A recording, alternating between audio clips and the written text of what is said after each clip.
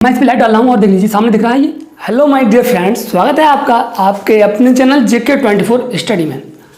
तो आज के शानदार वीडियो में हम पढ़ेंगे एनसीईआरटी कक्षा 10 विज्ञान का चैप्टर नंबर 10 जिसका नाम है प्रकाश का परावर्तन तथा अपवर्तन।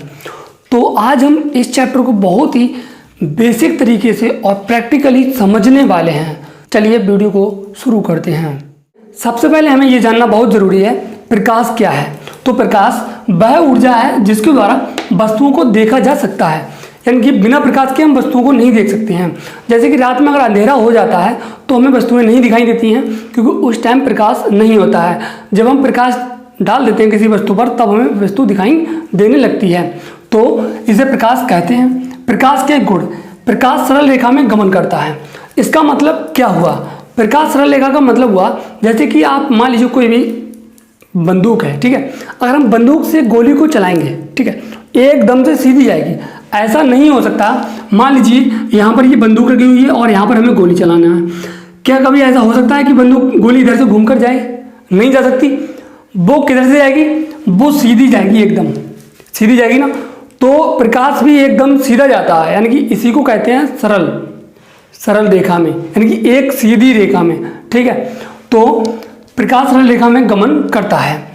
प्रकाश अपारदर्शी वस्तुओं की तरंग छाया बनाता है। तो अपारदर्शी वस्तुओं की तरंग छाया कैसे बनाता है?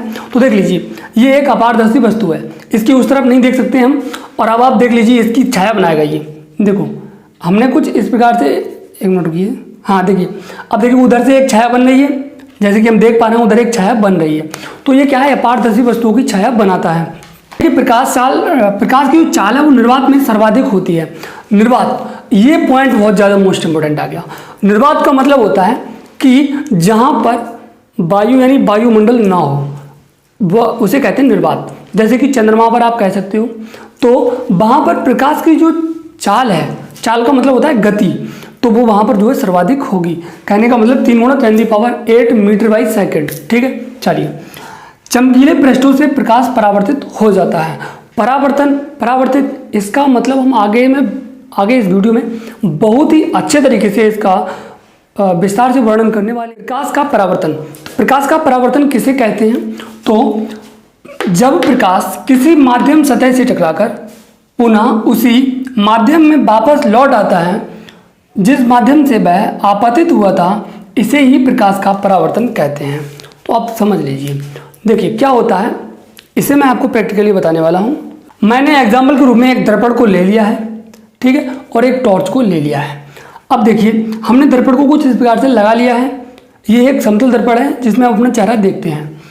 इसके ऊपर एक माध्यम है और नीचे एक माध्यम है, यानी कि दोनों माध्यम अलग अलग हैं। अब हम इस पर एक टॉर्च डाल रहे हैं, ठीक है। यहाँ पर देखिए, ये मैंने इस पर डाल दिया है, इस पर डाल रहा हूँ, देखिए थोड़ा दूर से देखिए, इस पर डाल रहा हूँ मैं, बल्कि वहाँ पर लग रही है जाकर। कहाँ? देखिए ये लग रही है, ठीक है ना, उस पे लग रहा है जाकर। इसी को प्रकाश का परावर्तन कहते हैं। बात करते हैं परावर्तन के नियम की, तो लॉस ऑफ रिफ्लेक्शन। तो इसके 2 नियम होते हैं। पहला नियम है आपतन कोण और परावर्तन कोण दोनों बराबर होते हैं, यानी कि आपतन कोण और परावर्तन कोण दोनों बराबर होते हैं। कहने का मतलब, ये हमारा कोई दर्पण है जो कि क्षैतिज रखा हुआ है। जैसा कि मैं आपको दिखा देता हूँ, ये दर्पण कुछ इस प्रकार से रखा हुआ है। अब इसके ऊपर जो है ये परावर्तक पृष्ठ है, ठीक है। इस पर हमने कुछ इस प्रकार से एक किरण डाली है, ठीक है। ये किरण आ रही है और यहाँ से निर्गत होकर निकल जाएगी, ठीक है, परावर्तित होकर के निकल जाएगी।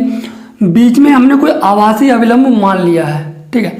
जो अविलंब से आपतित किरण के मध्य जो कोण बनता है वह, और अविलंब से परावर्तित किरण के मध्य जो कोण बनता है, वो दोनों एक दूसरे के समान होते हैं। कहने का मतलब I और R एक दूसरे के समान होंगे। तो पहला नियम इसका ये कहता है। अगला देखिए, आपतित किरण और परावर्तित किरण व आपतन बिंदु पर खींचा गया लंब तीनों एक ही तल में एक ही बिंदु पर होते हैं। तीनों जो होते हैं एक ही तल में एक ही बिंदु पर होते हैं। कहने का मतलब आपतित किरण, परावर्तित किरण, अविलंब तीनों क्या है? एक बिंदु पर होते हैं, ठीक है। एक ये नियम है इसमें, ठीक है। चलिए हम बात कर लेते हैं कुछ महत्वपूर्ण परिभाषाओं की। तो महत्वपूर्ण परिभाषाओं में सबसे पहले आता है आपतित किरण। ठीक है, इसके बारे में अच्छे तरीके से जान लेते हैं। प्रकाश के परावर्तन के जो नियम हैं उनके बारे में अच्छे तरीके से परिभाषा पढ़ लेते हैं। तो पहला है आपतित किरण, यानी कि ये आपतित किरण क्या होती है। वह प्रकाश किरण जो समतल पृष्ठ पर आकर टकराती है आपतित किरण कहलाती है। यानी कि समतल पृष्ठ जो ये रहा, इस पे आकर जो टकराती है वो क्या कहलाती है, आपतित किरण कहलाती है।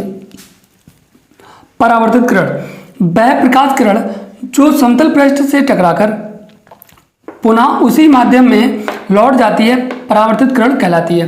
कहने का मतलब समतल पृष्ठ से टकराकर, तो ये आई, टकराई और फिर चली गई, ठीक है, तो क्या कहलाती है, परावर्तित किरण कहलाती है।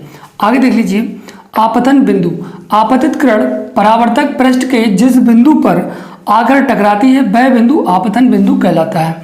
यानी कि आपतित किरण जो आपतित किरण है वो जिस बिंदु पर आकर के टकराती है, ठीक है ना, जिस भी बिंदु पर टकराएगी वो उसका आपतन बिंदु कहलाता है।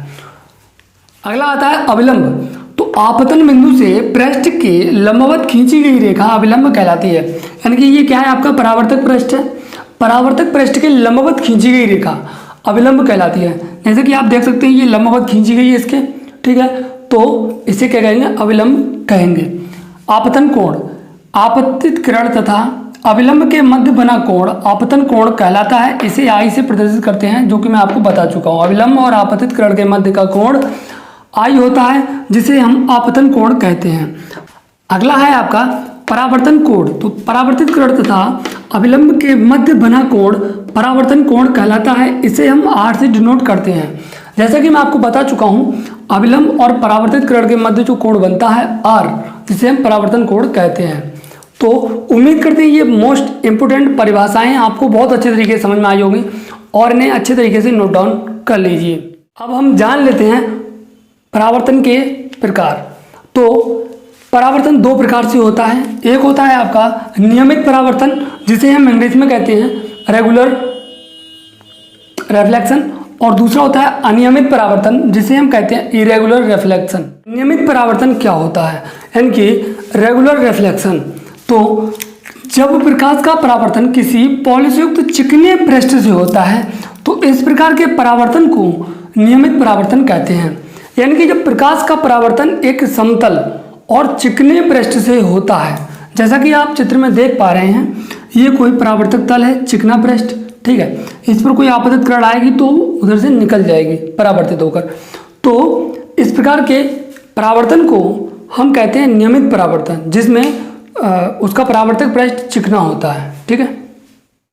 अनियमित परावर्तन की, तो इरेगुलर रिफ्लेक्शन, तो क्या होता है, जब प्रकाश का परावर्तन किसी खुरदुरे पृष्ठ से होता है तो इस प्रकार के परावर्तन को अनियमित परावर्तन कहते हैं।